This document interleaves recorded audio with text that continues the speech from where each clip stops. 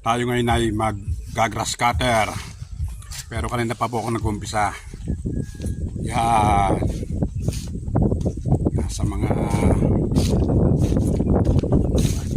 1/3 pa lang ang ating nadadali. Oh.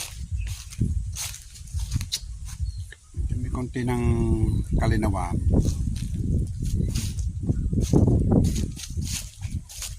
Medyo malaki-laki pa rin ating grass cutter na rin.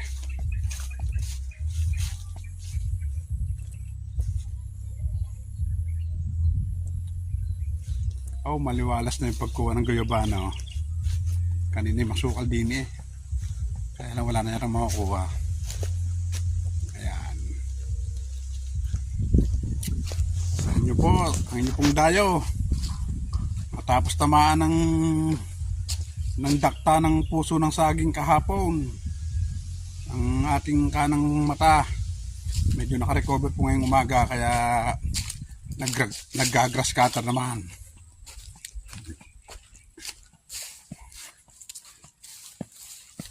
Luan-luan pa rin.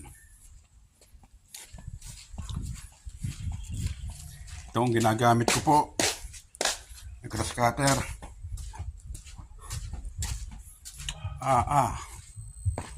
Malalaki na ang sitaw ng aking partner na si Bida. Bida, asikasuhin mo na to. Dati pakikinabangan na to. Ay, malalaki na to. At meron na rin to. Yan. Hindi na nalinisan yung ating partner. Busy rin. Ba, may puso ulit. Yun.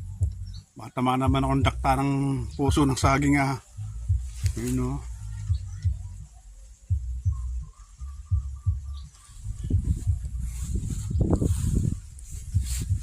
Mamayang hapon kaya bukas ng umaga ulit tayo mag-grass cutter. Pahinga muna ulit ang dayo. Maraming salamat po.